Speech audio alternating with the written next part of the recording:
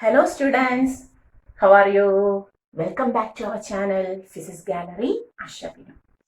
And in the last class we were discussing about our projectile motion, various types of projectile motion. Okay, today we are going to take some of the numericals both from NCERT and other. Okay, some of the numericals related to based on our board exam. Numericals based on our board exam. We are going to some of the questions. In the board there is a question. The ceiling of a long hall is 25 meters high. What is the maximum horizontal distance that a ball thrown with a speed of 40 meters per second can go without hitting the ceiling of the wall? Okay, so in the question, there is a long hall. Suppose this is the long hall. And the ceiling of the hall is, this height is 25 meters. Okay. So 25 meters, the ceiling has a height of 25 meters. What is the maximum horizontal distance that a ball thrown with a speed of 40 meters per second can go without hitting the ceiling of the ball? Suppose we are throwing a ball from this position.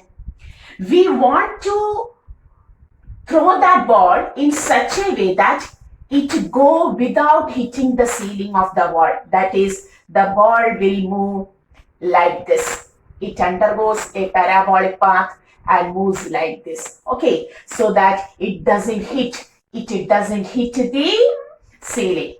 It will move through touching the ceiling and continues the path like this. So this is the question. Okay, so the ceiling of a long hall is 25 meters high. That means for our ball, 25 meters becomes height. Okay. The maximum horizontal range, this is the maximum horizontal range the ball that now attain so that it can go without hitting the ceiling. Okay, and the ball is thrown with a velocity of 40 meters per second. The ball is thrown with a velocity of 40 meters per second. So how can you do this? We know h is equal to u square sine square theta by 2g, and its value is given as 25 meters. Okay, and we want the range. Range r is equal to u square sine 2 theta by g, which may also be written as u square 2 sine theta cos theta by g. Okay, so we want angle theta. U is given and now we want angle theta. Without angle theta, we cannot go to the range. So how to take the angle theta? For that, they had given the height. H is equal to u square sine square theta by 2g. That equal to 25 meters. So what is sine square theta? We can write sine square theta is equal to 25 into 2g by u square. Okay, or sine square theta is equal to 25 into 2 into 10 by u is 40, 40 into 40. How to cancel? 1, 0, 2 times. Okay, we will get 25 by 80. 5 by 5 ones are 5, 3, 5, 6 are 30. Okay, 5 by 60. So sine square theta is equal to 5 by 60. So sine theta is equal to root 5 by 60. Okay, but we don't know the value of this root 5 by 60. For this is a question from NCERT. That's why the question has some values like this. So we cannot change the values. So what is the problem? You have to take your logarithm table, class table. By using the class table, you will get the sign value of this. Okay, now I am going to take my calculator and I am going to take the values. Okay, so taking the value of, first we want, where is my calculator? Yes, first we want 5 by 16. What is 5 divided by 16? I am directly taking 5 divided by 16. It is equal to 0.3125. So this is equal to 5 by 16 is equal to 0.3125. Okay. And what is root 5 by 16? Not 4.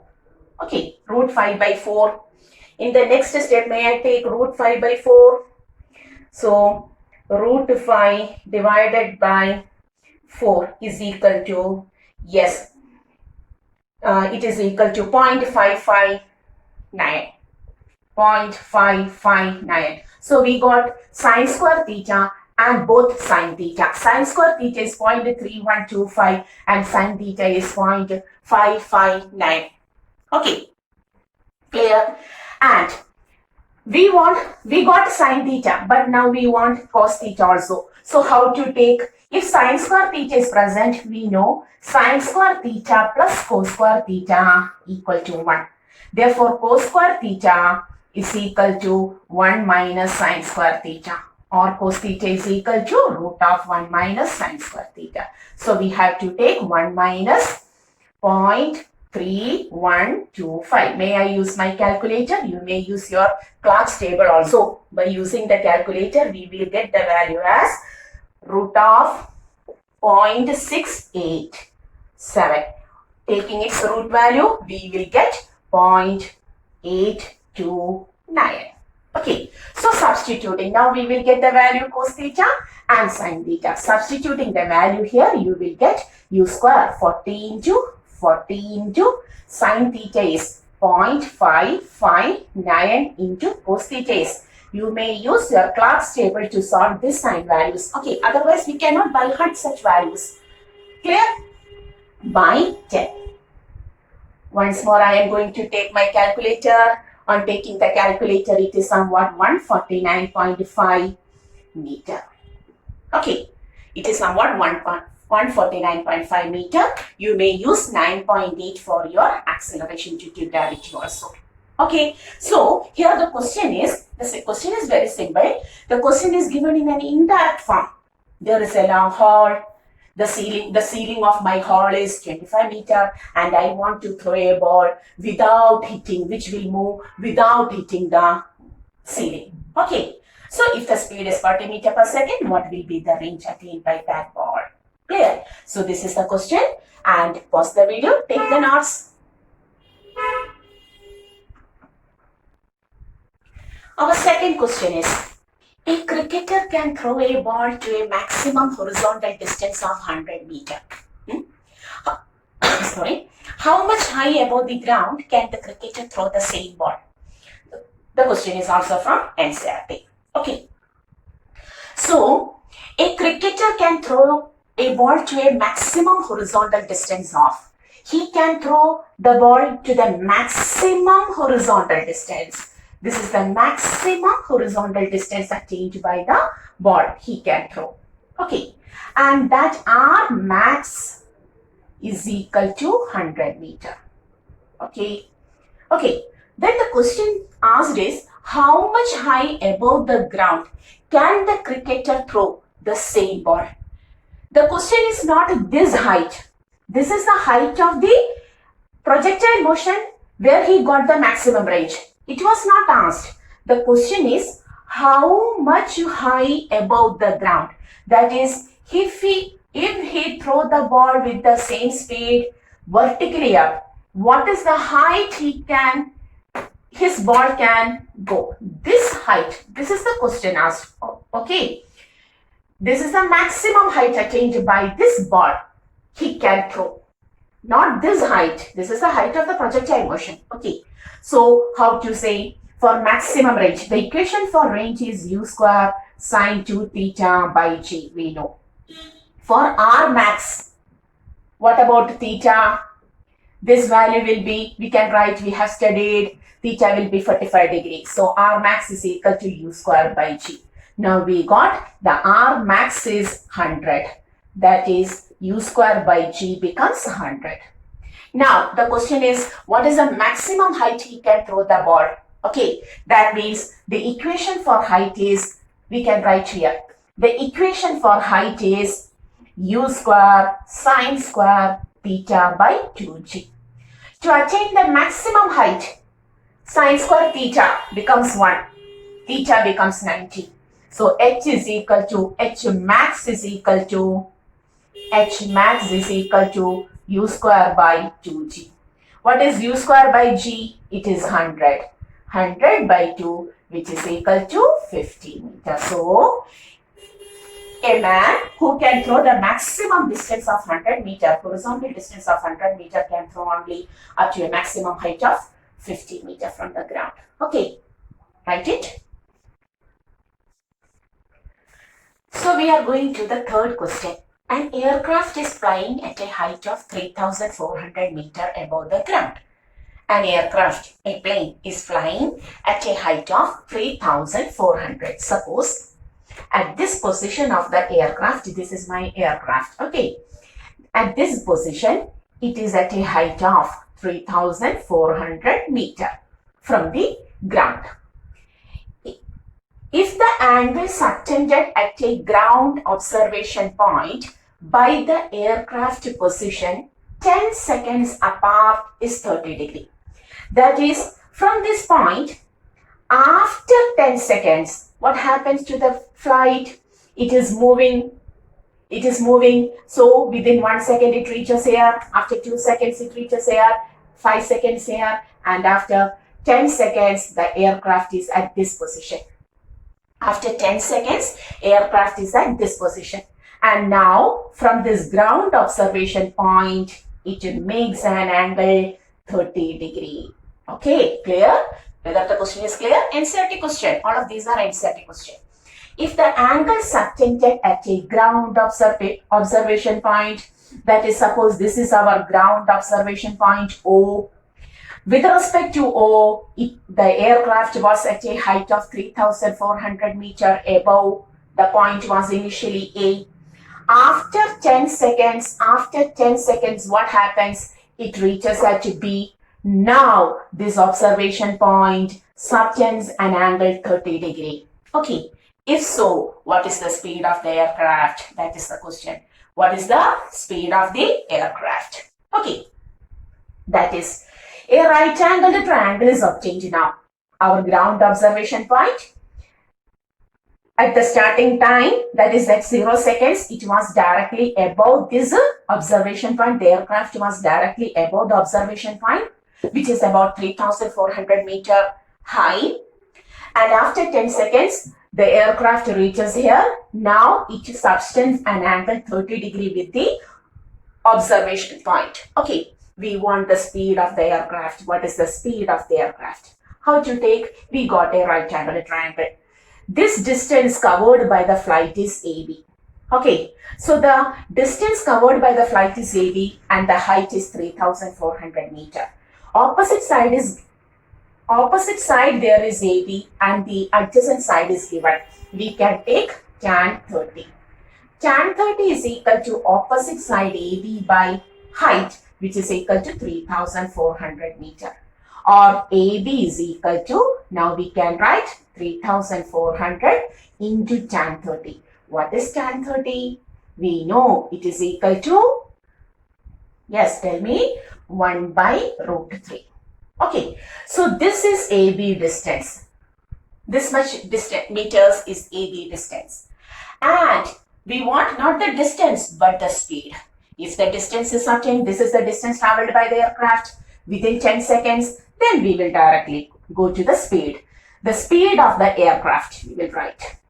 Speed of the aircraft, V is equal to distance traveled, AB, by time taken. Distance traveled 3,400 by root 3 into 1 by 10 seconds. So what will be the speed? 340 by root 3. Okay, do you know the value of root 3? 1.732. Taking the value, you will get the velocity. Clear? Is it clear? All of these are the questions from our projectile motion. Okay, NCERT questions. Do it.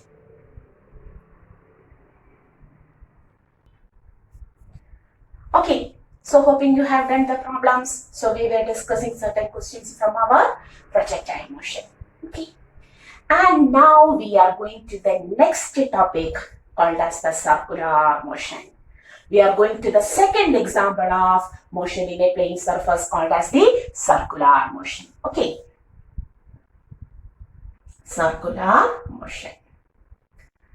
So can you tell me what is circular motion? The motion of a body along the circumference of the circular path. Suppose this is a circular path. This is a circular path. Okay, antibody is moving through this circular path in clockwise direction. Then this motion of the body along the circumference of this circular path is called as the circular motion. So you can write what is circular motion? The motion of a body along the circumference of a circular path is called as the circular motion. And the second topic which we have to discuss in motion in plane surface is only about our circular motion. So we are going to the circular motion in detail. Okay, clear. Now we are going to look on certain quantities related to the circular motion.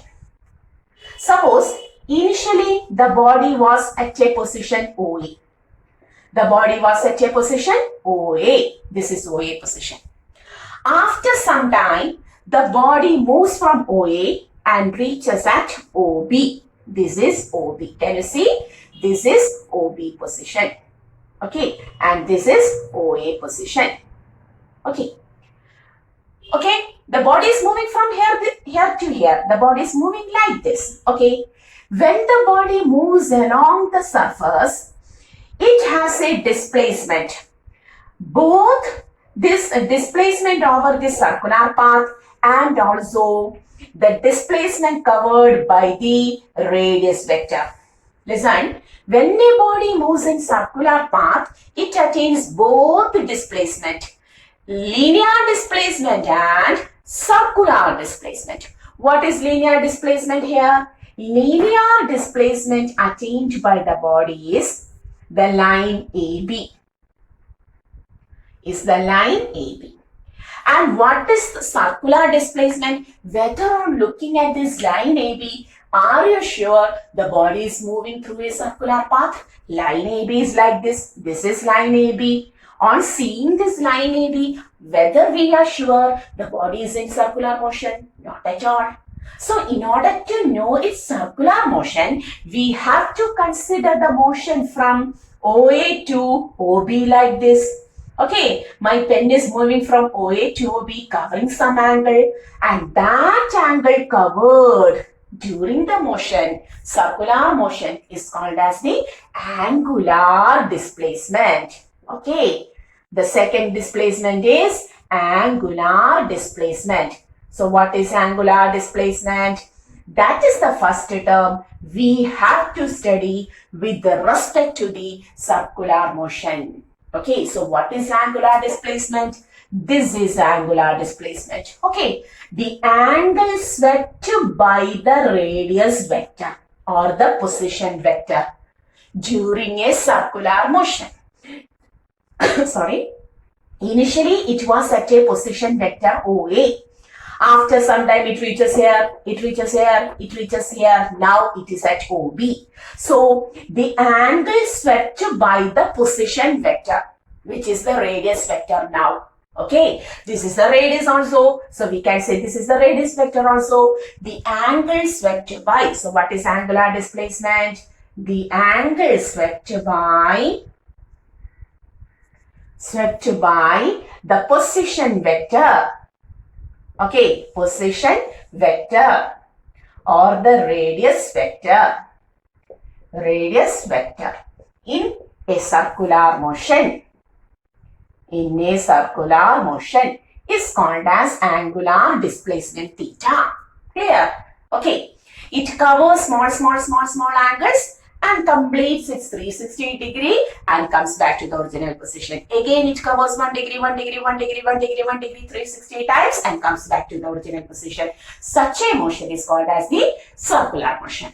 Clear? And angular displacement, what is its unit?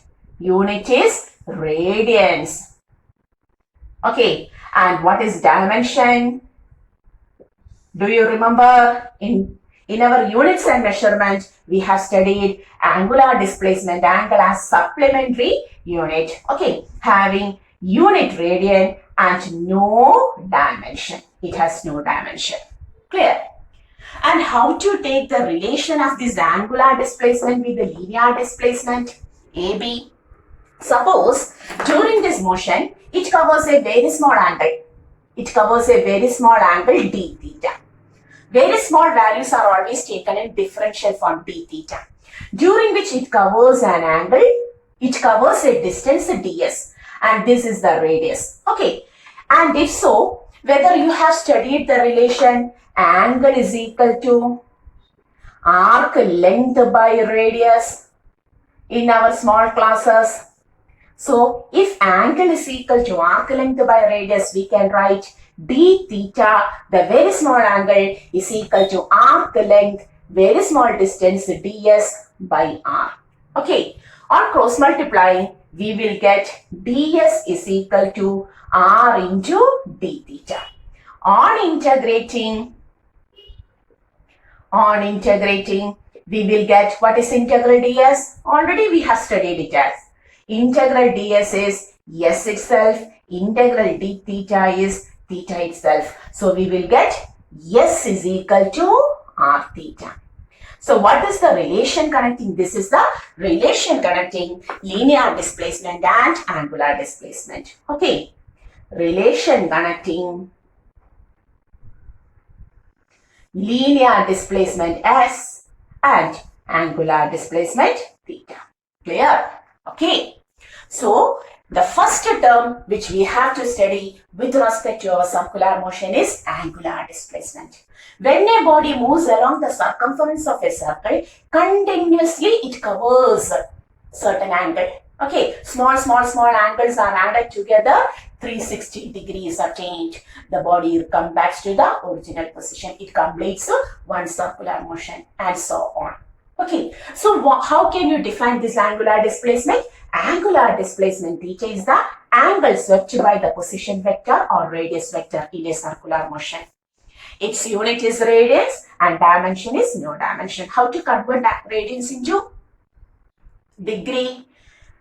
This is 2 pi radians. Okay, so 2 pi radians is equivalent to 360 degree. So pi radians is equal to 180 degree. Okay, clear? This is the relation. 2 pi radians is equal to 360 degree.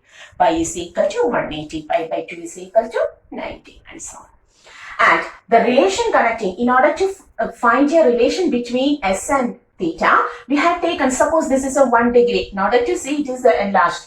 This is a very small angle, a small angle d theta, where it covers a very small distance ds. Then the equation becomes angle is equal to arc length by radius, d theta is equal to ds by r, ds is equal to r d theta.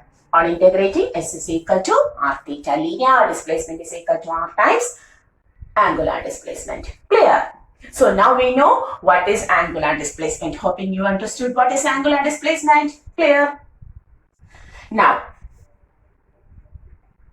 we are going to the second term related to our circular motion, and that is angular velocity. What is the second term? Angular velocity. That is, at first we have taken linear displacement, then angular displacement. Now we are going to the next term called as the angular velocity. Angular means circular. Okay, which is represented by the Greek letter omega. This is not a W, this is omega. Okay, so what is angular velocity? What is the linear velocity? If displacement s is given, what was linear velocity? ds by dt, rate of change of linear displacement, isn't it?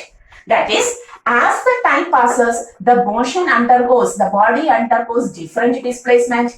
As the time changes, displacement also changes. Initially, it was at OA. After a time dt, it reaches at OB.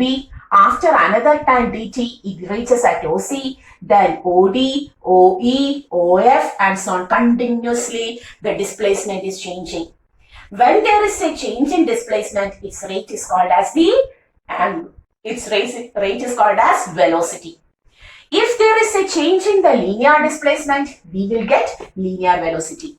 If there is a change in angular displacement, whether the angle is continuously changing, surely yes. This is 1 degree, this is 30 degree, this is 90 degree, this is again 120 degree, 150 degree, 180 degree. Continuously the angle is also changing.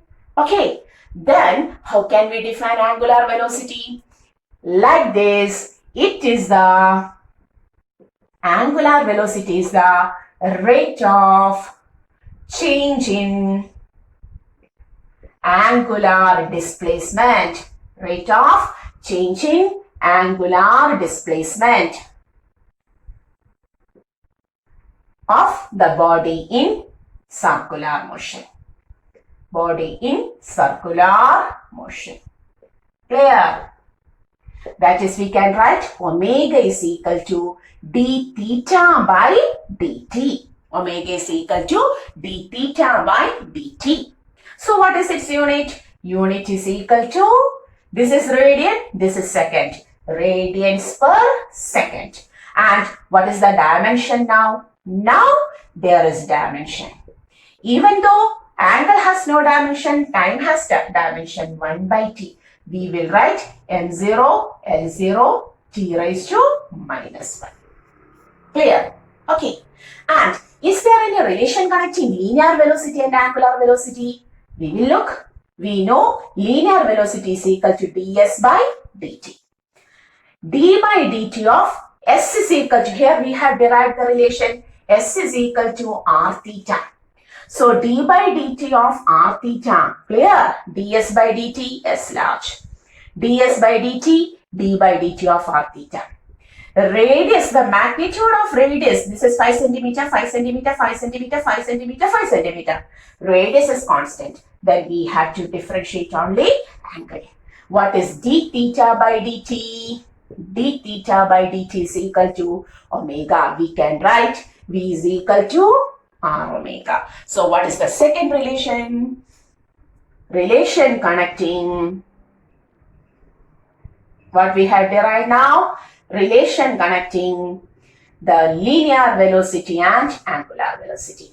V is equal to r omega. Just like linear displacement is equal to radius times angular displacement, linear velocity is equal to radius times angular velocity. Clear? Very important. Very simple and very important. Okay. So take this much of notes.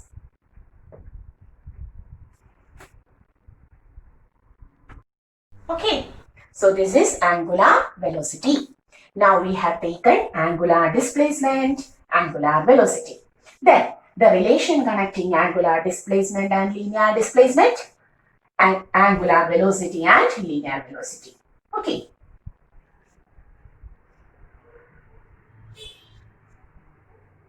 Now, there is another term related to the circular motion called as the time period, which is always represented by capital T. So what is time period? The time taken for one complete circular motion.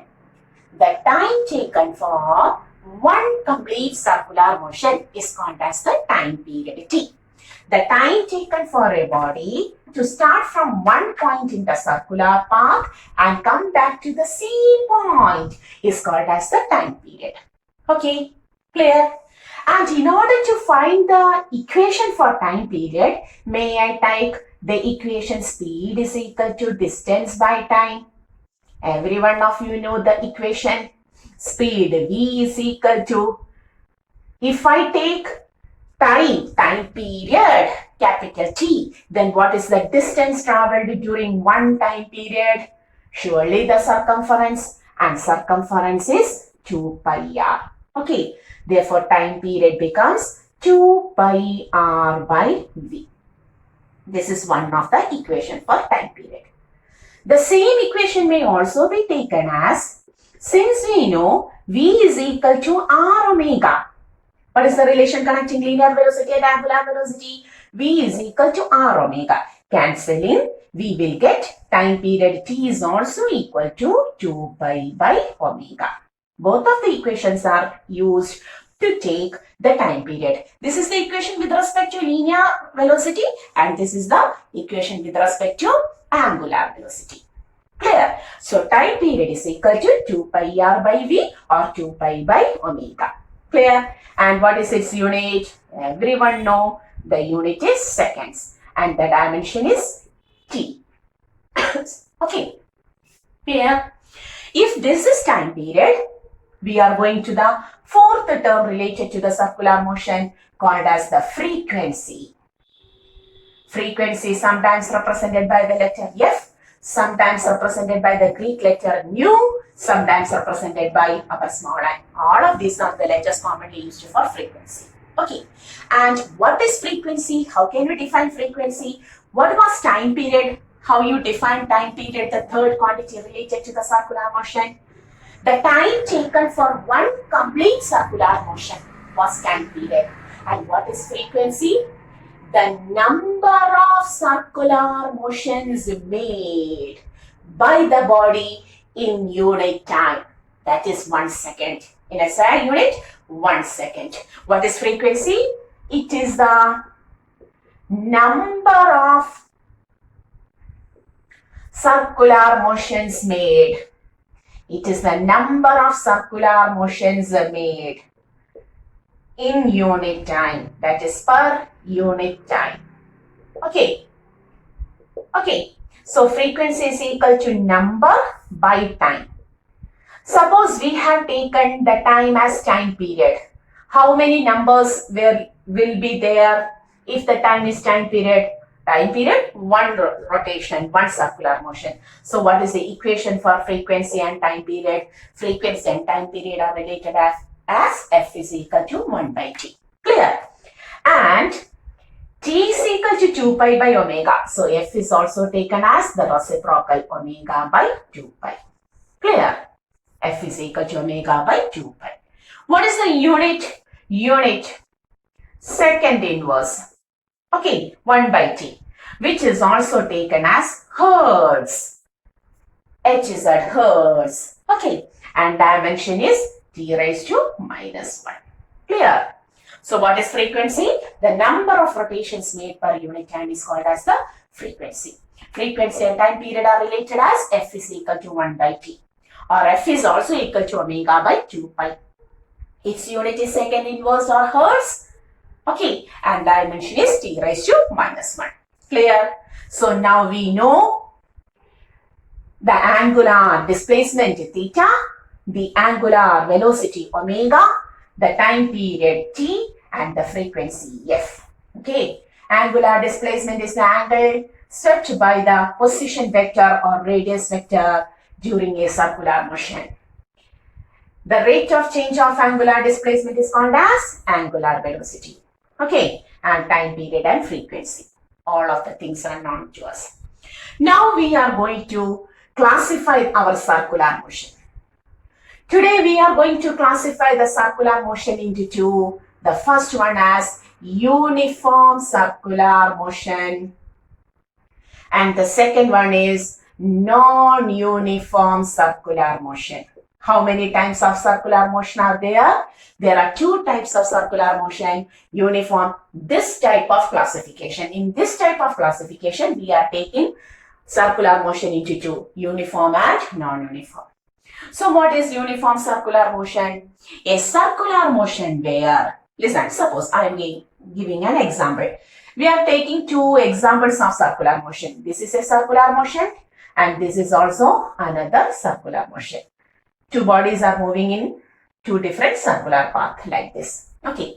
On examining the first circular motion, when the body was initially at the position OE, the body was initially at a position OE, and it is moving in clockwise direction.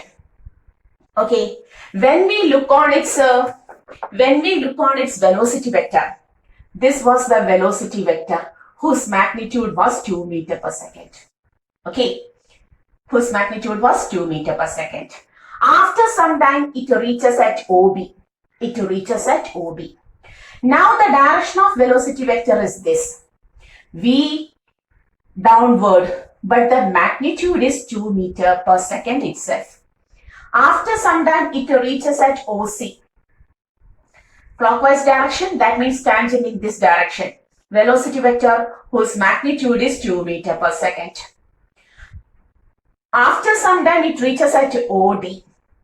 Now the tangent, the direction is this and the magnitude is 2 meters per second itself. Throughout the motion, the magnitude of the velocity vector remains constant. But the direction is continuously changing because the path is circular. In geometry, there is only a single shape.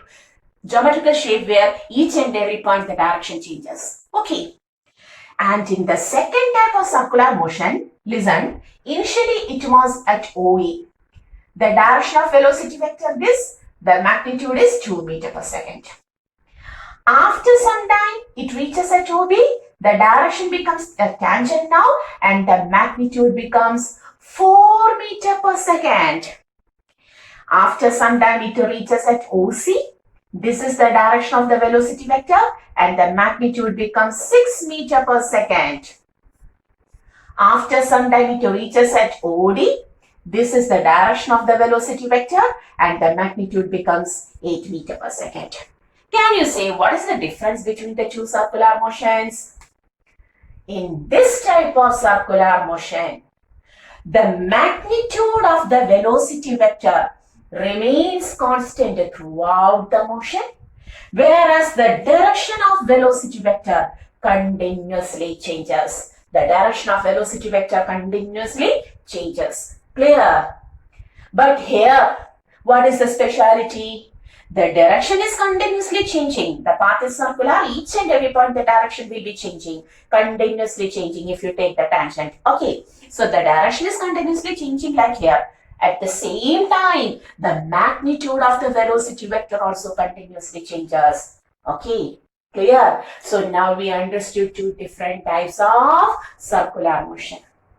A circular motion where the magnitude of velocity vector remains constant, but the direction of the velocity vector continuously changes is called a uniform circular motion.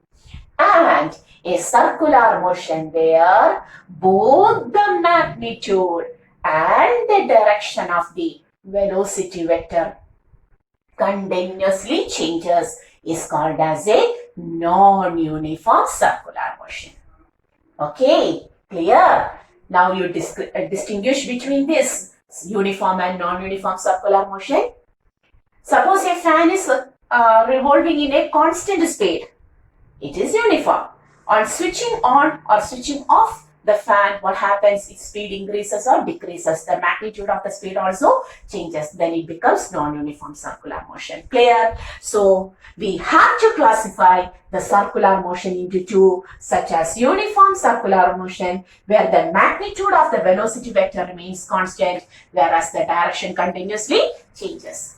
And the second one, where both the magnitude and the direction continuously changes. Okay, clear? So now we distinguish two types of circular motion, uniform and non-uniform.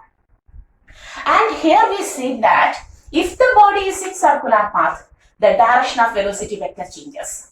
Otherwise, the body will not continue its circular path. The circular path is not changed only if the direction of the velocity vector continuously changes. That is, for none of the circular motion, the velocity vector remains constant. Velocity constant means both its magnitude and direction. Velocity is a vector. Velocity is a vector having both magnitude and direction. Okay. To make velocity constant, both magnitude and direction must be constant. Clear? But here, what is the specialty of circular motion? In any type of circular motion, the direction continuously changes. Okay.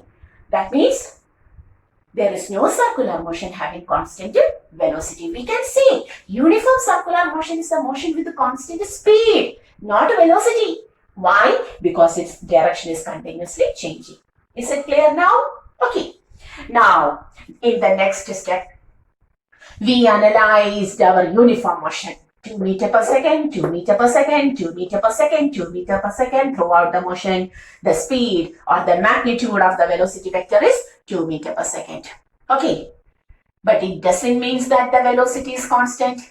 It means only that the speed is constant. The magnitude of velocity vector is constant. The direction is continuously changing. When the direction of the velocity vector changes, velocity changes, it means that velocity is changing. That is in uniform circular motion also, the velocity vector continuously changes. Why? Because the direction of velocity vector continuously changes. Come with me.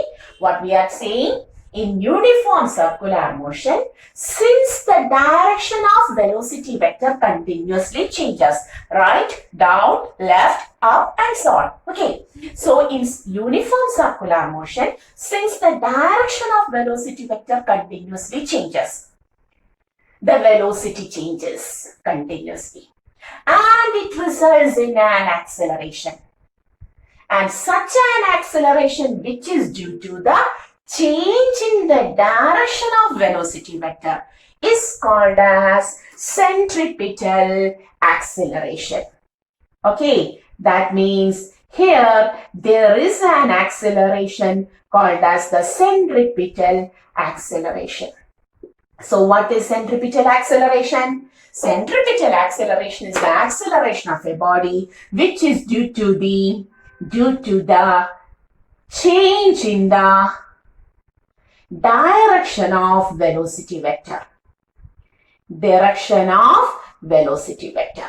Clear? That is, since the direction of velocity vector continuously changes, it results in an acceleration called as the centripetal acceleration, which is commonly represented as AC, centripetal acceleration. Okay, and why it is said to be centripetal? Because it is always directed towards the center. What is the direction of centripetal acceleration here? This is the centripetal acceleration at this point, towards center. What is the direction of centripetal acceleration at B? This is the direction of centripetal acceleration at B. What is the direction of centripetal acceleration at C? Towards the center. Okay, what is the direction of centripetal acceleration at D? Towards center. That is, it directs always towards center. Centripetal acceleration acts towards center, always directed towards center. Clear? That is, for uniform circular motion also, there is an acceleration which is called as the centripetal acceleration. And why the centripetal acceleration occurs in uniform circular motion? Due to the change in the direction of velocity vector, acceleration occurs. And such an acceleration is called as centripetal acceleration. It always acts towards the center. Clear? Now look on non-uniform circular motion. What is the specialty of non-uniform circular motion? At each and every point, its direction is also continuously changing. So whenever there is a change in the direction of velocity vector, it results in centripetal acceleration. That is, here also, change in direction of velocity vector results in centripetal acceleration. Surely, here also there is centripetal acceleration. That is, here there is AC towards center, AC towards center, AC towards center, AC towards center. Clear? And besides this, what happens to the magnitude? The magnitude of the velocity vector also continuously changes. The magnitude of the velocity vector also continuously changes.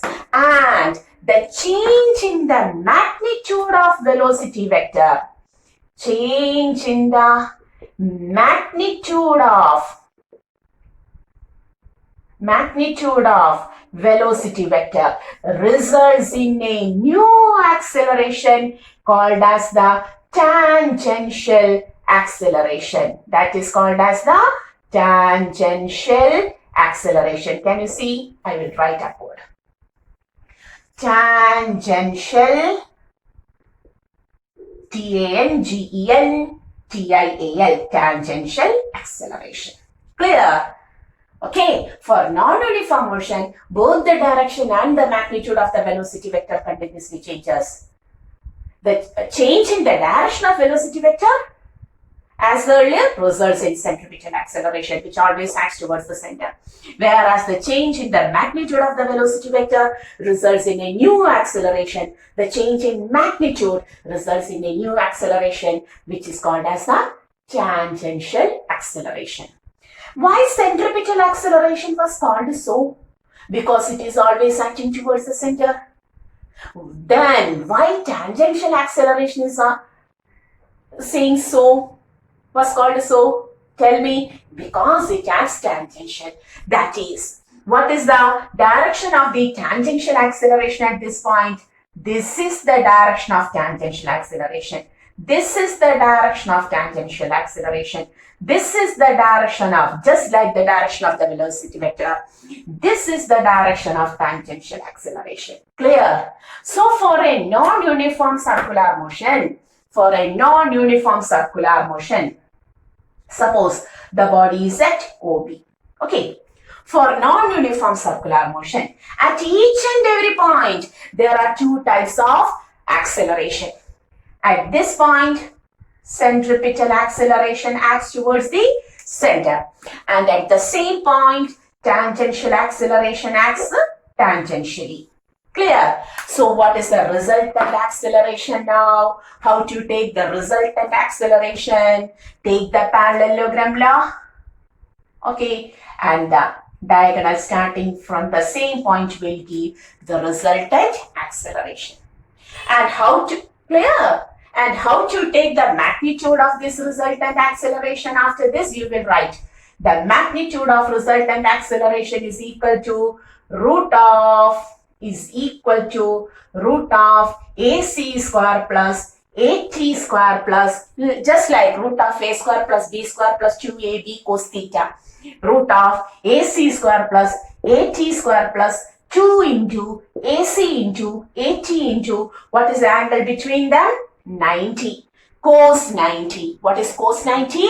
0. So what happens to the third term? It becomes 0. That is, the magnitude of the resultant acceleration is root of AC square plus AT square. And if you want the direction, take one of the angle alpha. What is tan alpha? Tan alpha is equal to, now if this is alpha, this angle is alpha, tan alpha is equal to opposite side, that is 80 by adjacent side. This is right angle at triangle, so directly we will put the tan alpha. Okay, so what is the topic today? We are discussing about the non-uniform circular motion or uniform circular motion. Very important. Once more, come with me. So what is the two different types of classification? This is not only the classification. Today we are discussing this type of classification. Circular motion is classified into two types such as uniform circular motion and non-uniform circular motion. What is uniform circular motion? A circular motion where the magnitude of the velocity vector remains constant throughout the motion, whereas the direction of the velocity vector continuously changes, is called as the uniform circular motion. Clear? Now, since in uniform circular motion, the direction of velocity vector continuously changes, it results in an acceleration called as centripetal acceleration. The acceleration due to the change in the direction of velocity vector results in centripetal acceleration. Why it is said to be centripetal acceleration? Because it is always acting towards the center. So what is the direction of centripetal acceleration at A? Towards the center, downwards. What is the direction of centripetal acceleration at B? Towards the left. That is always towards the center. At C, towards center. At D, towards center. Clear? Okay. This is uniform circular motion. What is non-uniform circular motion? A circular motion where both the magnitude, 2 becomes 4, 4 becomes 6, 6 becomes 8 and so on. Both the magnitude and the direction of velocity vector continuously changes. Clear? When there is a change in the direction of velocity vector, we got centripetal acceleration. Here also there is a change in the direction. The direction is tangent, but at each and every point the direction of tangent changes. That is, the direction is continuously changing, resulting in centripetal acceleration, which always acts towards the center. Moreover than, what happens to the magnitude of the velocity vector? It also continuously changes. So the change in the magnitude of the velocity vector results in a new type of acceleration called as the tangential acceleration. Clear? Why it is said to be tangential? Because it always acts towards the or along the tangent. Okay. So at this point, AC center, AT tangential. At B, AC towards center, AT tangential. At C, AC towards center, AT towards tangent. At D, AC towards center, AT tangential. Okay, that is for a body in non-uniform circular motion at each and every point. There is due acceleration. At B, centripetal acceleration towards the center and tangential acceleration towards the tangent, along the tangent. So how to take the resultant acceleration at B? By using the parallelogram. This is our parallelogram law. Okay, and according to the parallelogram law, the diagonal starting from the same point will give the resultant. So this is the resultant acceleration. And what is the magnitude of this resultant acceleration? Which is the resultant of AC and AT, which are at 90 degrees to each other, root of AC square plus AT square plus 2 into AC into AT into cos 90. Cos 90 becomes 0, the third term becomes 0. So the equation has only root AC square plus AT square. And if this is angle alpha, how to take tan alpha? Opposite side is AT. This is parallel to AT. By adjacent side, AC. So tan alpha is equal to AT by AC. Clear? So today we are discussing about our circular motion, two types of circular motion. Hoping all of you understood what is the difference between uniform and non-uniform circular motion. Okay, and in the next class, we will go to the equations related to this centripetal. Now we have just said that there is centripetal acceleration. What is the magnitude of this centripetal acceleration? What is its value? Direction we said towards the center. But what is the value? We want an equation for centripetal acceleration, equations for non-uniform circular motion also. That we will discuss on the next class. Okay, so hoping all of you will study this topic very well. Till the next class, study this topic very well, and in the next class, we will continue the same topic. And before winding up, this is our channel, Physics Gallery. Okay, see you.